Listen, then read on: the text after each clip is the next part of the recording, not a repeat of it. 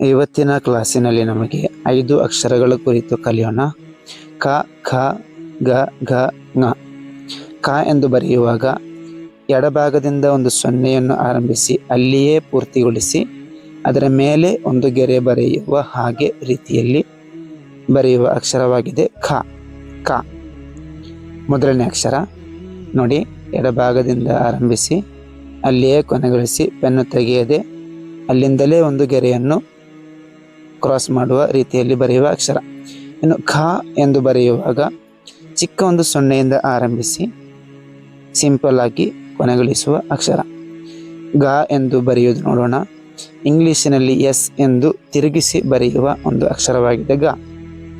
ಸುಲಭವಾದ ಅಕ್ಷರ ಗ.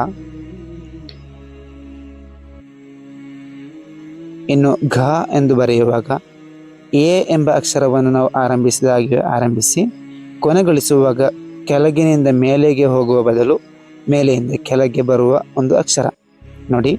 ಎ ಎಂದು ಬರೆಯುವ ಹಾಗೆ ಬರೆಯಲು ಆರಂಭಿಸಿ ಮೇಲೆ ಹೋಗದೆ ಕೆಳಗೆ ಮಾಡುವ ಒಂದು ಅಕ್ಷರ. ಇನ್ನು ಕೊನೆಯದಾಗಿ ङ ಎಂದು ಬರೆಯುವುದು.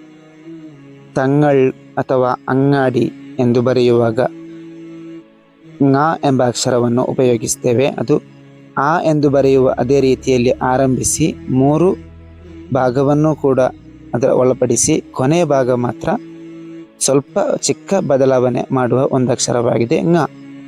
ಆ ಎಂದು ಬರೆಯುವ ಹಾಗೆ ಆರಂಭಿಸಿ 3 ಸ್ಟೆಪ್ ಕೂಡ ಆ ಎಂಬ ಅಕ್ಷರದ ಸ್ಟೆಪ್ ಬಂದು ಕೊನೆಯದಾಗಿ ನಮಗೆ ಒಂದು ಚಿಕ್ಕ ಬದಲಾವಣೆ ಬರುವ ಒಂದು ಅಕ್ಷರ ङ.